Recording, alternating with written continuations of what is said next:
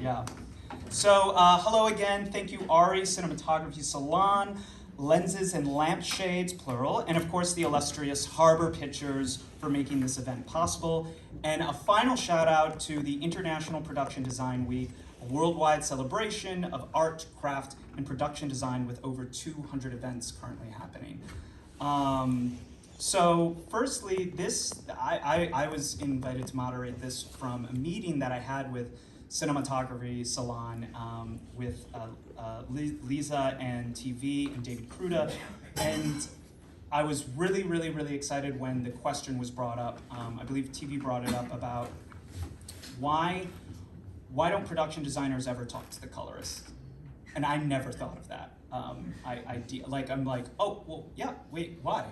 And I think that it's a really fascinating question that we'll be able to dive into and also create other questions from that.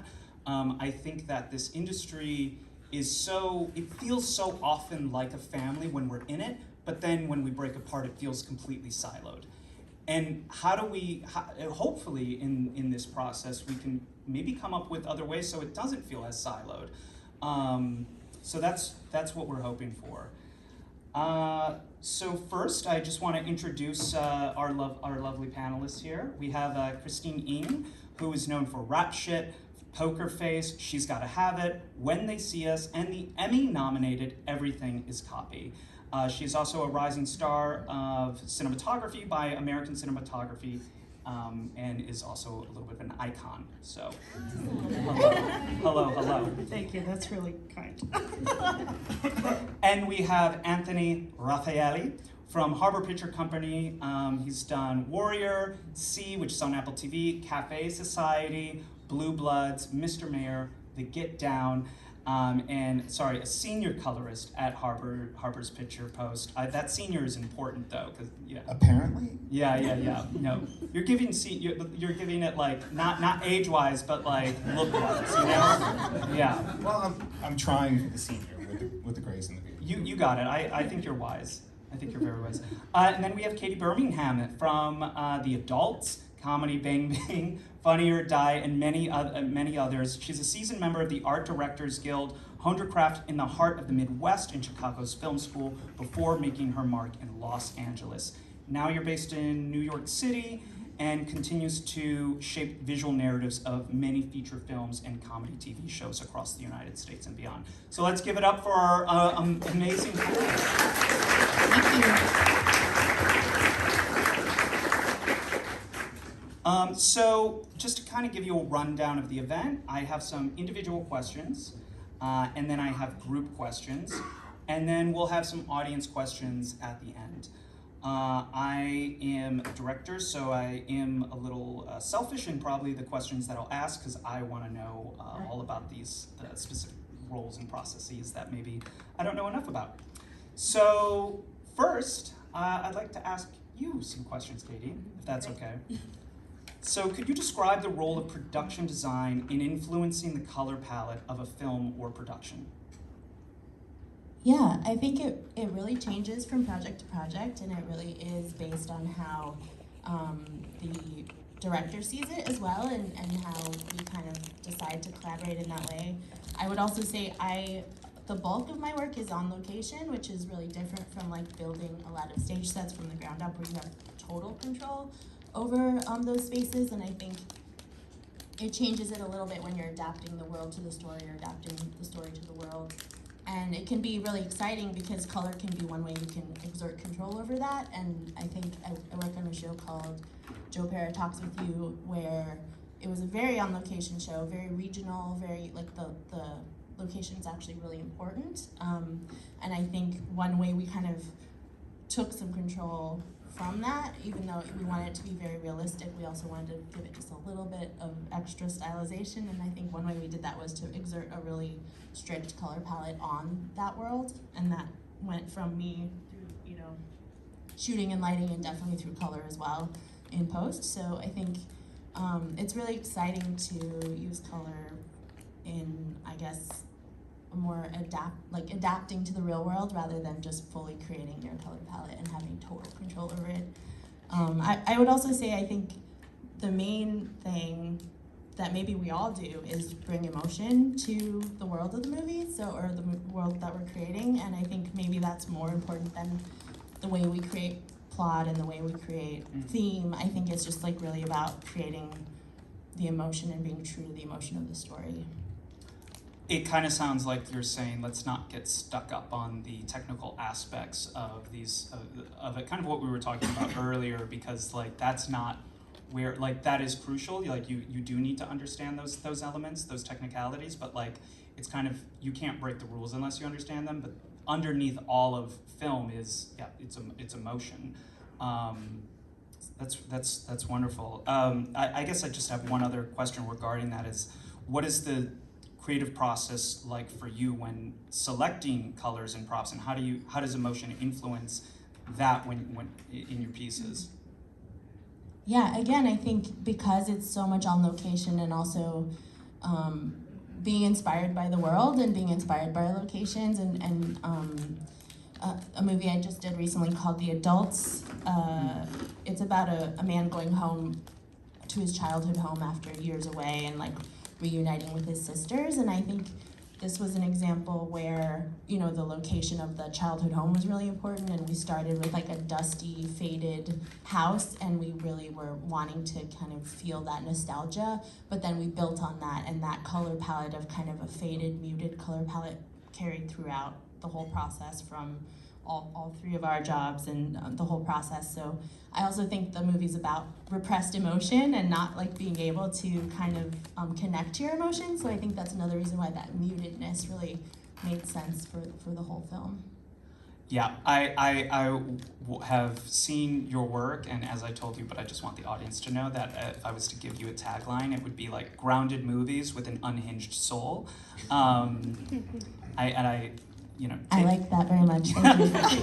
Good, especially adults, like, wow, like that film, you were so meticulous. I feel like, you know, you're saying you're using the locations there, but like that additional world that you're bringing to it, there's absolute crucial meticulous design that you're bringing. That faded look is throughout all of it. So it's very cool.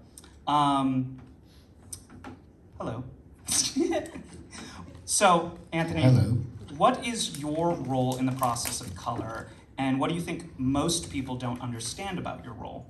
My role in color is to kind of shepherd the film's look through the process.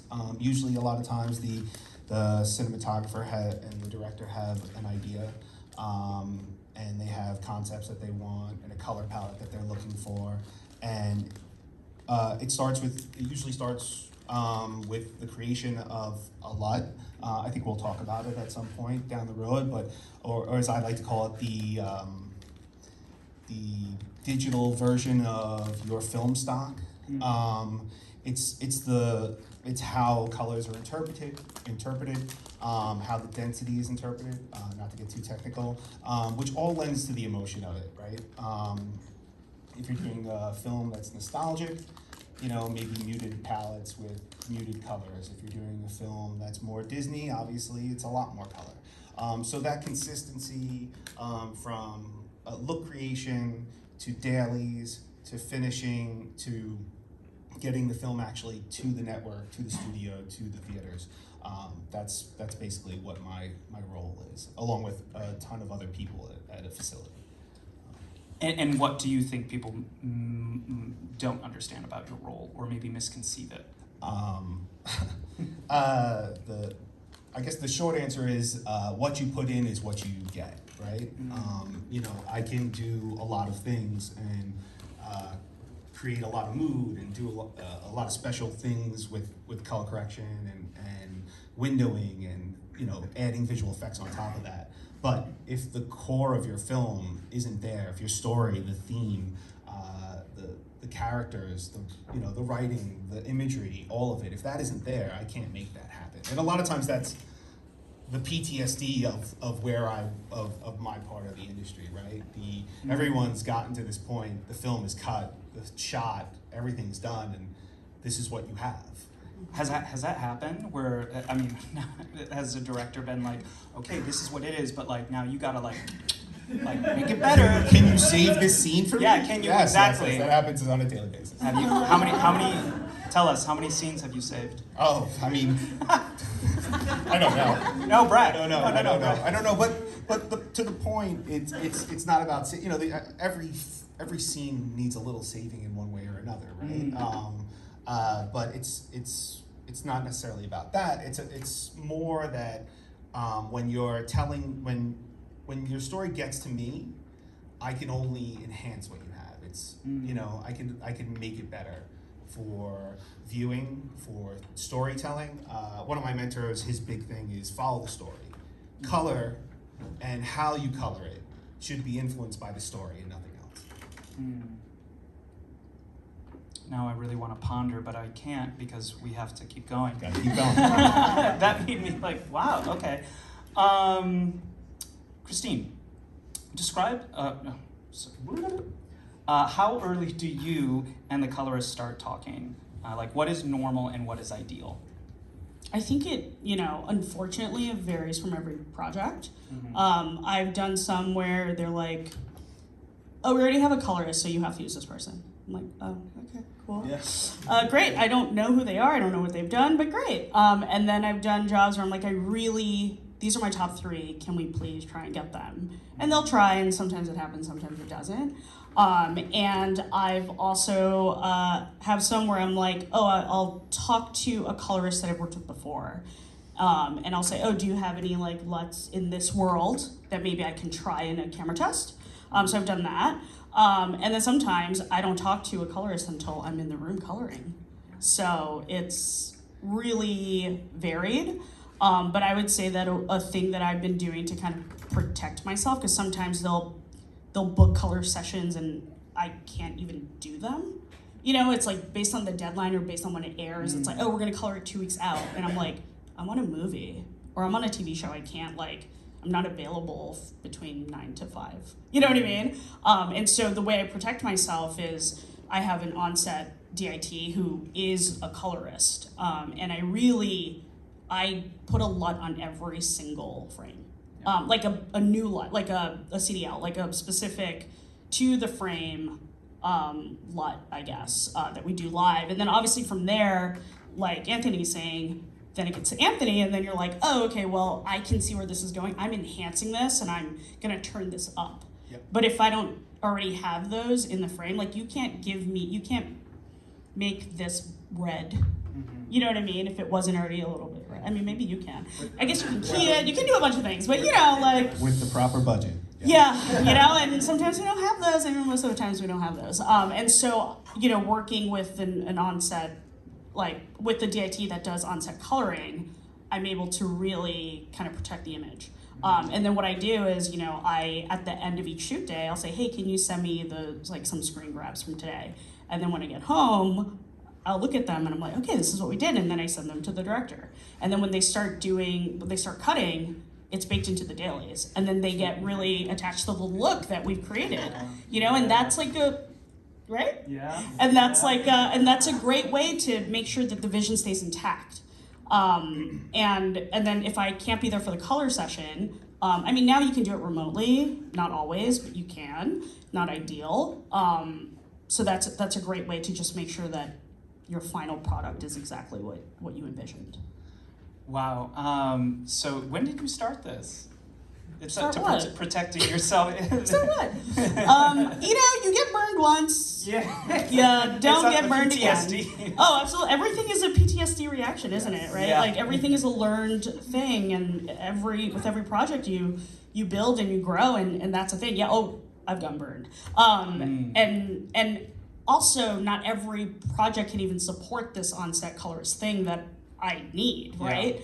Yeah. But with the right situations, you can kind of make it happen. But I really, really tried to do that. I'm just imagining like all of the producers who are gonna hear this, and the cinematographers are gonna be like, yeah, I'm gonna need an on-set colorist for that. And they're like, what? But if it could become, do you think it's becoming more common? Because I feel like I think every DP works differently, and I think it really depends on your style and how you've been burned in the past. But Lewis, if you can bring up those images again, some of these images are the ones that I got from my DIT at the end of the night, you know? And, Really? And then I did Wow. really grade them, and then I'm in the color, and I'm like, okay, so maybe we just do a little vignette, or maybe we just bring out our eyes or something. But this is literally what it looked like when I shot it. Yeah. Yeah. But you know, it is still a shot in log, and we can still adjust it. But then everyone gets really attached to what this looks like, and then it kind of becomes a thing. And then on the next slide, this one I had stills from, but then I actually had these from. I think they actually burned these into the dailies or something like that. So this was also exactly how I shot it. Copy. I'm curious, Anthony, what your reaction is to, like, has this been a workflow for you that's pretty common? Oh yeah, this is very common. And do you feel like that, how do you input your own voice when that happens? Oh, it's I mean, you know, it's a collaboration, right? We're all It here is, to yeah. collaborate with everyone. So, you know, it's welcomed. You know, when we create that look, the original LUT, right? So what you would call a show LUT, which is basically the LUT that goes on the entire show. That is then like the baseline. That's usually what I'm creating with the DP.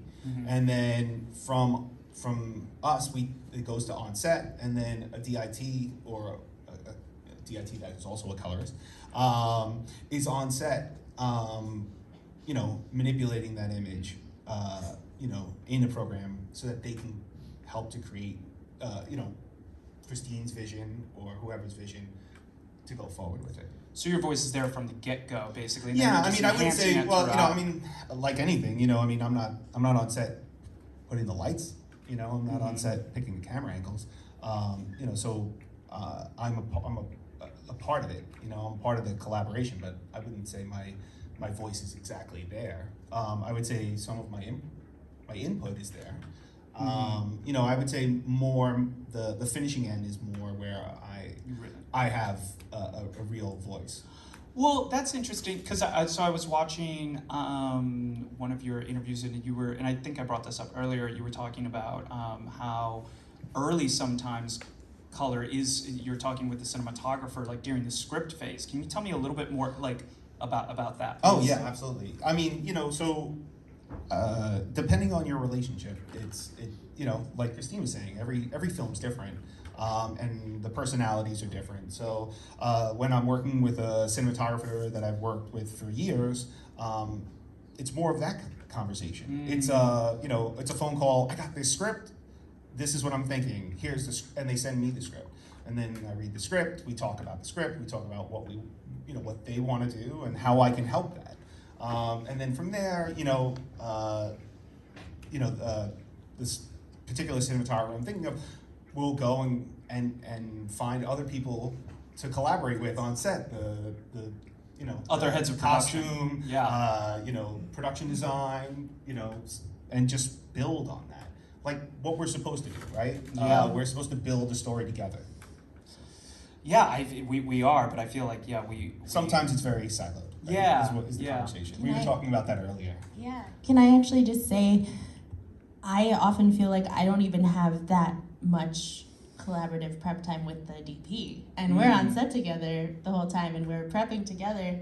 And I mean, I certainly don't get time to collaborate with the colorist, and that, we can talk about that. But I just think like, it sounds like because of the post relationship, like that's a little more built in with the DP and post color. But like even fighting for time for the DP and the production designer to Wow. really get on the same page and like work with within each other's ideas, like that often doesn't happen because we're all just like rushing forward with our own prep. I mean, that's how I feel. I think no matter what the budget level is. I don't know. How do you feel about that? Yeah, it's funny because when I sent images in for this particular background, I only chose projects to me where I felt like I really had the most control of color, and that was really with the production designer and costume designer, because on Z-Way especially, it's like we're moving so fast, and we are shooting things like we're shooting 6 different, for each episode it's like 6 different segments, and most of it takes place on a stage. And so, you know, fortunately, unfortunately, we're always together, but then at the same time, you never have time to flip a set because I'm shooting, so you can't make noise, you know, but then at the same time, you're there, so then I can come over and be like, hey, so for this thing we're maybe doing Monday, can we, like, this is the palette I'm thinking, what are you thinking?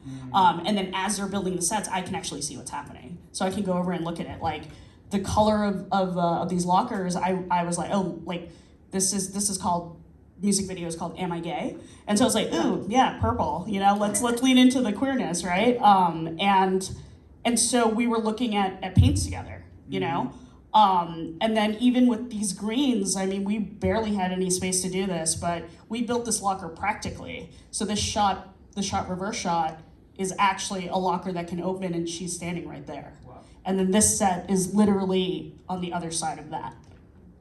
So this job in particular was amazing for this collaboration because I actually felt like we had the opportunity to check in all the time. But on some shows like Poker Face, like I just did this talk with Judy Rhee, the production designer on Poker Face, we're looking at clips, we're looking at images together, and she's like, I don't even remember being there.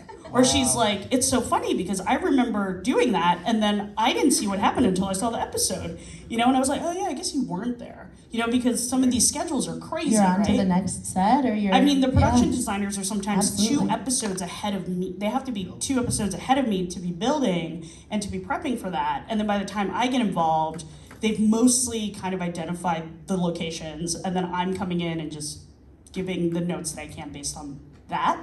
But some shows are so fast that you can't do that. And although this show was also fast, shot Z-Way in like 13 days, I think. 6 episodes, 30 sets, perhaps 30-ish sets, which is insane. I don't, again, you're like, how did you do that? You don't know how you do it, you just do it. Yeah. You just react and you do it, but us being together, and the next slide is the Disney show that I did. Similarly, we had 3 stages, so they could build in other areas, but we were always together, and we shot this at the height of COVID. Wow. And so with that, you know, we couldn't be anywhere else. We had to be in an isolated, safe space where we're not interacting with anyone else in the world. And yeah, we were able to really tap into color and create this. I mean, these are images that I got every night when we wrapped. And then this is what the show looks like. Like, I went into color and I barely did anything, to be honest, but I also realized the first time I did a TV show, every episode only gets 4 hours of supervised color. Yes. Yeah, and I was like, what? But the episode's an hour.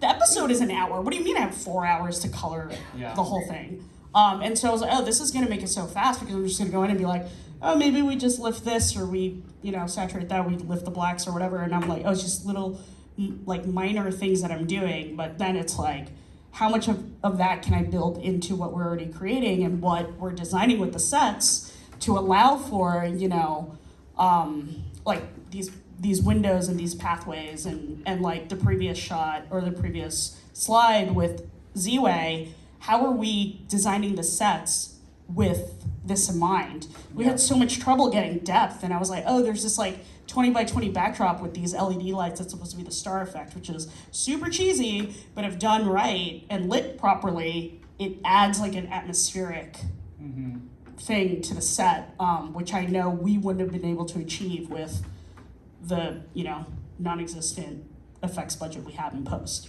So with all that in mind, it's like, how do you tap into your team and come together to create something like this? And the costume designer, I mean, Pam Shepard's genius, but she had a document, a Google Doc, that she updated all the time during her prep. So I knew what she was doing because I asked her for access. Was the production designer on that as well? I don't know if she had it, but because I was with the production designer all the time, I would just show her. Yeah. I'm like, hey, this is what we're doing. But I know they were talking, so I'm sure she also had access. But between the 3 of us, just being aware of what each other is doing. That world building. Yeah, and just having access to each other's kind of like working files, then, you know. What you're describing sounds like not the typical process. at all. And that makes me want to ask you, Katie, like what would be the ideal process for you in features, in any of it really? Yeah. Yeah, I think just more prep. Okay. I mean, I think my job is almost entirely prep, and I know, I mean, obviously that's an important part of your job, Christine, but I think like you're really present on set creating the images, so I think like you said, sometimes the production designer is not even there, they're they're prepping the next thing, so.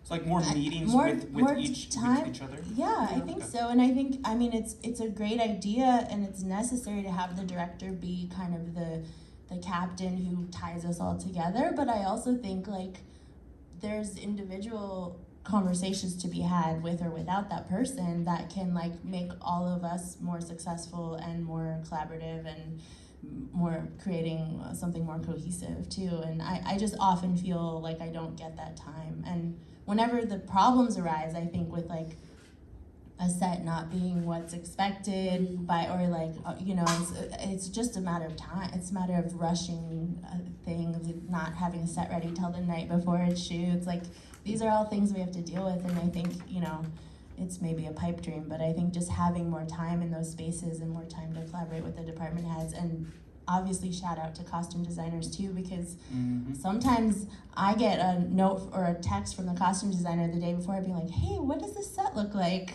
Wow. I have to choose the shirt or whatever, you know? And that's like very little notice. And it's so important that those things make sense together. And sometimes maybe this is just, you know, the kinds of things I've been working on lately, but I think it's ideally there would be a lot more of that conversation happening earlier.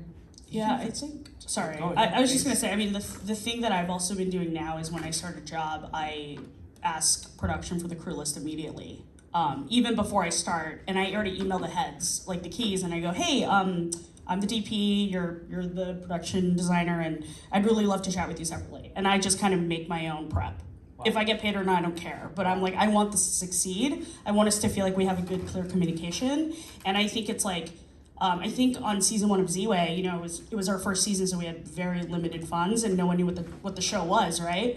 And Erin McGill, who was the amazing production designer on season 1, she was building like crazy and like trying to flip sets, and we kind of created this like H set where we could flip one side and keep the other side, and like it was insane. But she was telling me how she had no budget.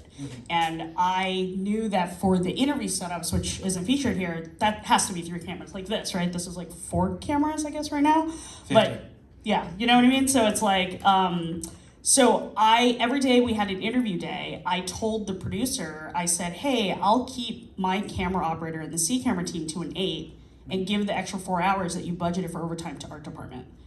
And I said, Wow. yeah, Right. and because I'm like, I don't know how much money that is, but like that A lot. matters. You know what I mean? That matters. And like for my crew, I'm like, hey, like I'll give you 8 hours. You know, I'm like, you're still gonna get some time on set, and I'll call you every time we have 3 camera days. But I need it also to show up on the screen, and I need my collaborator to feel supported by me. And a lot of times I'll have separate conversation. I'm like, are you doing okay? Like, especially on the Disney show, that was so hard. And Emmeline on that, who was my production designer, we created that show together because it was so, the schedule on that was crazy. It was 10 episodes. Every week was a different episode. I got a new director on Monday. We shot on Tuesday. Where is the prep for the director? Right. Non-existent. So I did the prep with the production designer, and we designed all the sets together for the show. And you just have to kind of take matters in your own hands at a certain point, because I don't want this to fail, and I know this isn't a one-time thing. This is a lifelong career. Right. It's lifelong relationships that you're building upon. And if you have one bad scenario, it's like, oh, well, how can it trauma. But you know, it's like, how can I learn from this, and how can I build and grow? So that's just kind of what I started doing. And then, you know, because of COVID, I think so much of prep, even though now we have prep in person and meetings in person, on Poker Face it was 2-week prep, 2-week shoot. The director's schedule was full. I mean, like, I would try and be like, can I shot list? Like, how do I get on the schedule? I found out the ADs were in charge. It's like, hey, you gotta give me 2 hours a day to shot list with them.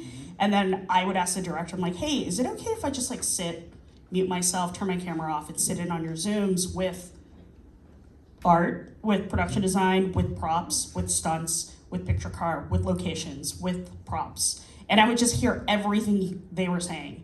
And then I would then chime in and say, oh, like, by the way, we were also talking about this when we were shot listing, so just wanted to, or I would take notes, they're talking about something we haven't talked about. And then later when I shot listing, I'm like, oh, hey, I heard you guys talked about this, can we figure that out?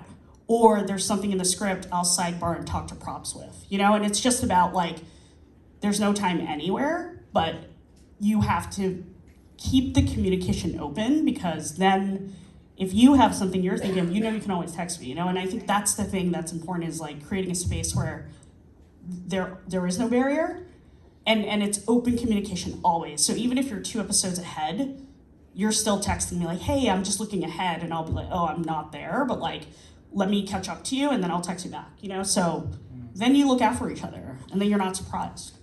So hearing you say that, like saying that you take the initiative to do that, do you think that should be a little, ideally more on the director's hands, sending out, No, because especially in episodic, they're a guest. Right. I'm there for 5 For months. sure. They're there for a week For or sure. 2, and they're very important guests. But like, sometimes the show is this mechanism that's moving, and they're just also in the seat with all of us. Yeah, sorry. I think that's a lot of pressure to put on the director. Yeah. To say you have to foster this family and make it all happen. immediately?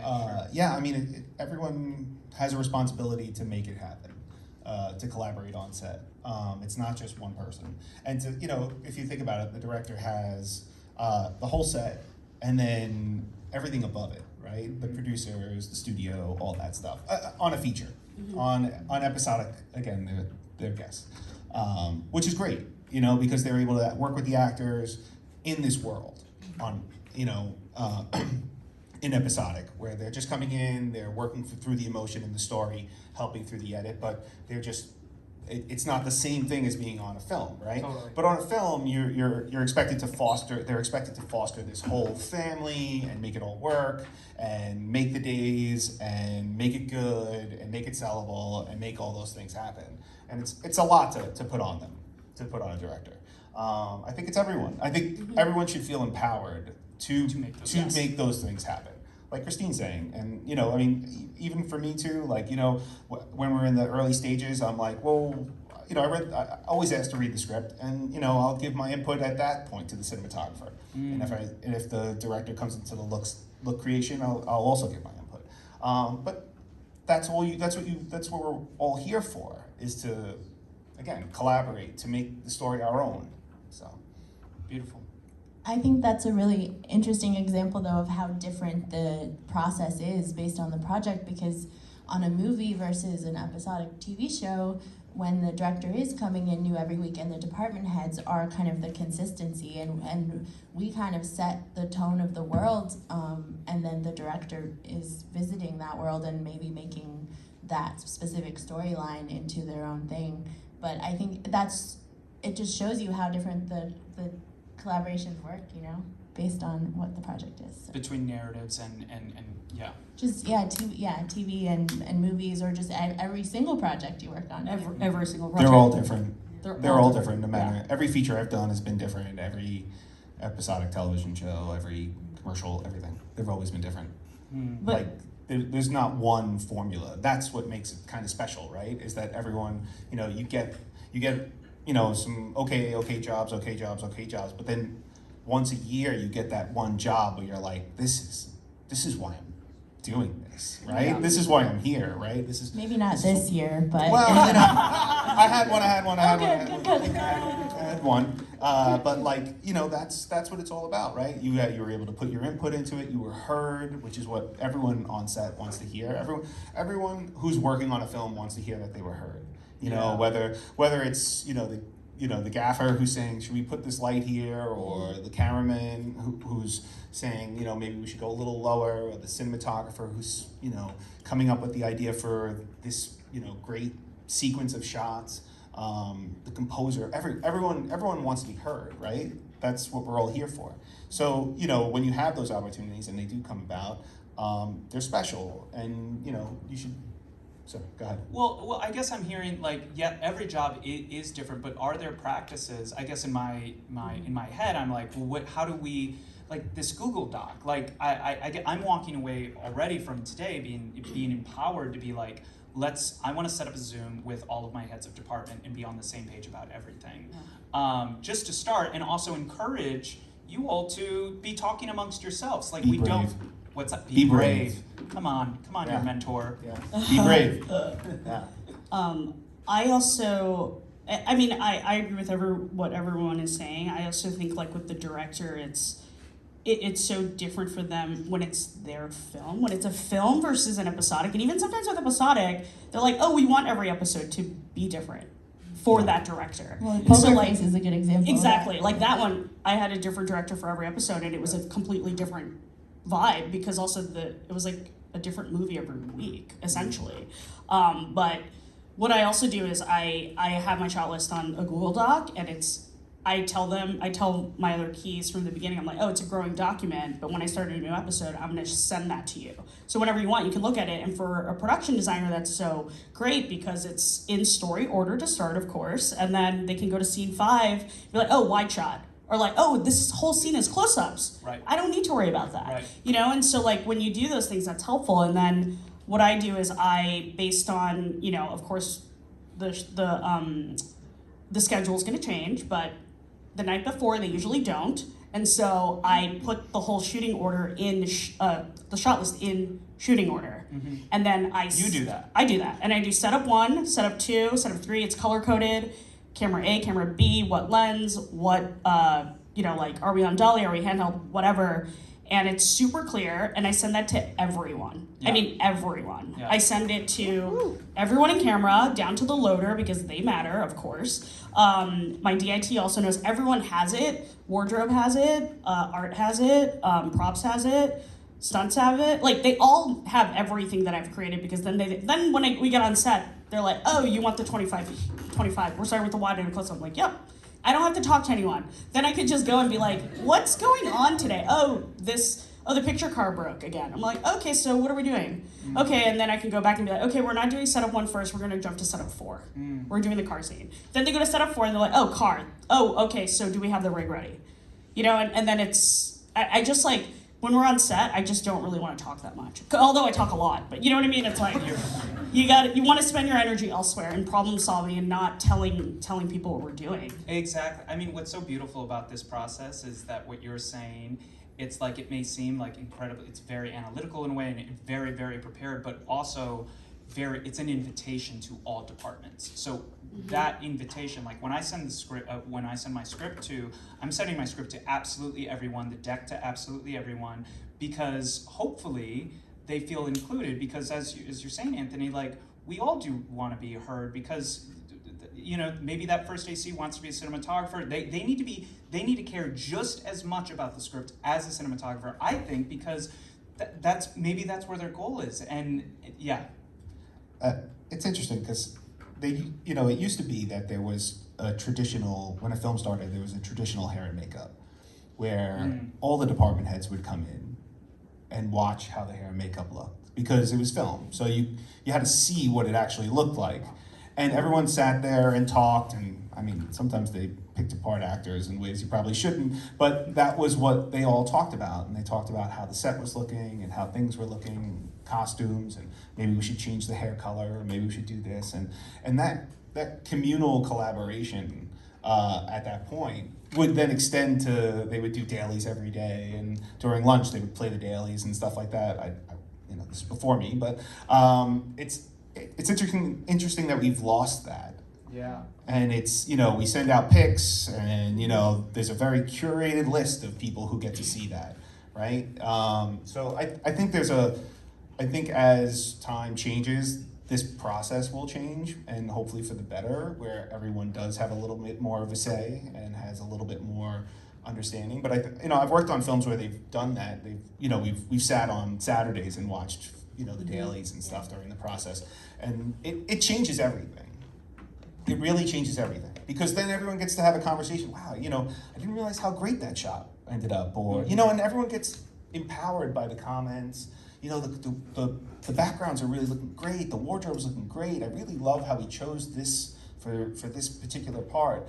And you know, for me, when I'm in the room, it's great, because then, you know, then they can see how the color treatment is being affected, or affecting the wardrobe, or, you know, the entire image, you know? So that's, I think, one of the more interesting parts, is when you get to get everyone together and this is what you're getting. What you see is what you get. Right. That creative collaboration, and not the opposite of the siloed effect that happens. No We silos. need that. No silos. That's hashtag this event.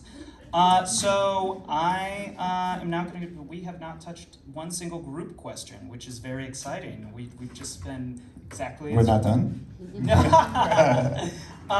Okay, so I'm going to move on to our group questions. So for these, if you feel like you already answered it, you don't have to answer it, but it's just kind of a little free for all until it's not, until I stop it. So at times, much of color is based on psychology, either of the character or the world they inhabit. How do you shape color in your specific medium based on psychology? I'll note that this may sound like a narrative question, but really it's just as important for commercial work too, or even doc work. Anthony. Okay. You know, so I have the luxury of seeing the whole piece. You know, so when it comes to me, usually I get to watch the whole thing down. So I get to see the ebb and flow and the timing of the shots and the story itself. You know, for both of you're hoping that that's what you're getting, right? We were talking about that earlier. You're hoping that this is the tone and the pacing and how it looks and that shot that they used. You're hoping for all that, right? Or so for me, I get to see a story. I get to see the psychological breakdown of the characters and their emotions. So it's very easy for me, in my opinion. Like it's common sense. You know, if you are feeling it, the audience is feeling it. So, you know, at that point, you got to kind of look at what feelings you're getting, and you know, dig through your internal references of films, and when did I ever feel that in a film, and what emotions, what imagery ties to that, and then you think about all that. You kind of start to put a collection of images or styles in your head, and then from there, then you can kind of take the next step forward and start to create that look, right? And then usually break the mold. I always try to, like, you know, say 80% of what I thought of references that I'm using, and then try to put that 20 to 30% of your own, right? And then demo it for the director and the cinematographer and say, this is what I was thinking. What do you think? Like, give me your, you know, am I wrong? Does it look terrible? Like, do you love it? Like, give me what you think. And usually, if you're following the story, you know, you're following the story and the emotion of it, it's never far off. You know, so You're just turning up the volume a little bit. Yeah, in or different shaping scenes. it. You know, so in other words, like maybe there's an emotional scene, and you know, someone goes to sit down and cry, and you really want to get the teardrop, or you really want to get that little subtle, like, look that they give them at the party scene, and you really want to hone in on that, so you shape around that, so that you could read that look for the argument 2 scenes from now. You know, those types of things. I think another way that we all have to collaborate is because we're bringing the emotion of the story together, and so emotion is extremely subjective and intuitive, and so I think just like everyone sharing what that means to them is a really big part of the process, and why we might gravitate towards certain colors. I don't know, I guess I think there's also the fact that we all have this long history of film and TV, that a lot of us have seen a lot of it, and we know there's rules to it, and we know there's things that maybe you have to question if it's your intuition or if it's you copying a thing that has been done a million times before, and at some point you have to question if you're gonna push against that first idea or if that first idea is right. So I think this is all part of, like, trying to bring the correct emotion to the film through color and everything else. That makes me want to ask a question. It makes me want to ask a bunch of questions. Okay, let's go to you first. I think for me, like emotion and psychology is a global thing, not just in the color. Of course, like ultimately, like the color is an extension of that, but it's also like the lighting, the framing. What is the camera doing? Like, what is the camera's perspective on this scene? Are we supposed to be happy or sad? Are we supposed to be the perspective of our protagonist, or are they an outsider? Are we feeling like an outsider? Like, what are we trying to feel? Lewis, could you go to the Disney one, the third slide, I think? Like this one, so this was a series called Growing Up. This is Athena. She's a real person. This is her story that she shared with us, and her episode was about body positivity and body image, and she had, you know, she had an eating disorder, and she felt like society would judge her and she could never just freely eat. And so, you know, for Emmeline and I, for the inspiration behind the scene was like, oh, the Last Supper, and these are all her friends.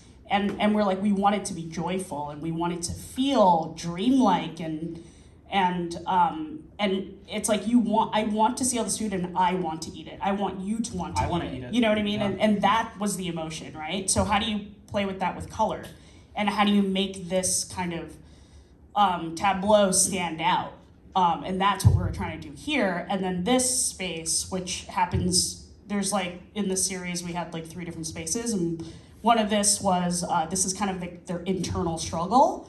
And so she did a traditional Indian dance for us, and I wanted her space to be really moody and heavy and sad and thick and dark, and, you know, just like you felt this like heaviness with her. And, you know, and for me, it's my collaborators include my gaffer, my key grip, my camera operator, my ACs, like everyone on my team. And for this show, you know, my gaffer, Alexa Harris, suggested that we do a thick rolling fog that creeps in on her and like encapsulates her. And so I don't have an image of that, but that's what we did, you know. And this show, especially for me, was a true, like, everyone was so important who was there, because we all did it together, and every day we were throwing out ideas together. And it felt like summer camp, you know. It was just like, we were just having fun. We're like, oh, we have all these tools, let's make something cool. And to also, you know, with this is docu-based, because she's a real person, it's a real story we're trying to tell, and we want to honor her. We want to honor her story, and we want to make sure that we're doing it justice, you know. So it is baked in emotion and psychology, and color, for me, just like enhances that. But it all starts with, what are we actually filming? Like, what's on the screen, what's in the frame? And how are we lighting this room to make it feel that way? Go ahead. I was going to say, I'm looking at the images, and it sometimes can be, you know, those are very heavy emotions, right? Oh yeah. Yeah, and it's very beautiful candy, you know, Yeah. in some of it, and like some of that is what we're doing, right? You know, you're giving visuals that don't necessarily correspond with the emotion. Sometimes you're like juxtaposing them against it, and that's fun too, right? You know, where you're able to mislead the audience sometimes. So sometimes the emotion that you get may not be, you may have to go in a different direction, you know. Horror films that are brightly lit, you know, Right. like those types of things, you know, those, you know, sometimes you're breaking the mold, or you're just doing something that's going against the emotion, and that's helpful, right? That's another way to tell your story. So sometimes it doesn't necessarily, sometimes the emotion kind of, I'm trying to think of the right word. Sometimes it helps facilitate the color or the palette, right? But it doesn't necessarily go along with the actual emotion, I guess my point. Yeah, playing against the emotion, basically. Yeah, I find that like some of the best. That I also think though is like when directors are taking a risk and allowing the space for that to actually do that, because that means that you're, you know, we're talking about perception and like what we think audiences might want. That's generally going to lead to probably a Same old thing. The same, yeah, a much poorer product, because then it's not true. It's, you know, yeah. Is this also true for commercial work? Do you find this like when we think of psychology, like these clients sometimes in their brand guidelines have all been created from persona profiles. It's like they've spent millions of dollars on these. Do you consider any of that? I mean, for me and from the commercial world, it's my prep time is so short that when I'm prepping, I'm like, oh, it's the tech scout. I just got sent the boards, and the storyboards are exactly what we're shooting. These are Right. the scripts we're shooting, and there's very little, not like very little input, but really I'm here to execute their vision that's already done and sealed. Yeah. And I'm just here to like help push it along. So in that way, it's a little different. Less, yeah. Yeah, it's a little less, and it's much shorter and faster. It's more of a technician job at that point. Yeah, exactly. With moments of creativity. Yeah, sometimes. Sometimes. Yeah. There's very little risk involved, and I think there's also a lot of opinions for opinion's sake, and that combination is not great because it just means you end up with kind of the lowest common denominator. So I think there's not, and it is a lot of people worrying about what other people are gonna want, whether that's client worrying about agency, agency worrying about client, client worrying about the audience, like so it's almost like you don't have time to make any creative choices. You're just trying to do the thing that will not cause any problems for anyone at all. Well, I mean, I find that now happening more and more in the streaming and studio world as well. It's like, I don't know if this is what our show is supposed to look like. You know, it's like, I think that's up to the, certain streaming services, tout how creative friendly they are, but sometimes, it doesn't necessarily go that way. There's a lot of money behind it, so there's a lot of people making comments on it. Yeah, that is. Again, the pressures that directors or showrunners may have, so sometimes we all have to help with the fostering of a family. Yes. For our next question, I feel like we've kind of already answered this, so we can move on from it. But how can we collaborate together in the pre-production process differently in order to have a smoother post-process? I feel like we've kind of done that, but if you have any More follow-ups- prep? More? Yep, you're gonna say More I mean, prep. I love everything Christine said. I want every DP to do I that. know. Sorry. Yeah. Do you want my number? You can actually, Oh no. Oh no. is someone okay?